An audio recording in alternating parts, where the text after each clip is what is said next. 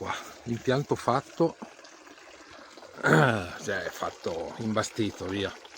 Batteria dell'UPS, quindi la pompetta 12 volt porta su, e l'acqua poi, adesso vabbè, i buchi non sono nel punto giusto, devo farne troppo pieno, quindi i buchi vanno più sopra, ma i vasi erano già così. E comunque dovrò poi mettere dei rubinetti perché il getto è troppo forte, per ridurre un pochettino la pressione. Mi piace. Il tutto sarà alimentato da un pannello fotovoltaico 10 watt che basta e avanza per quella batteria e via. Bello bello.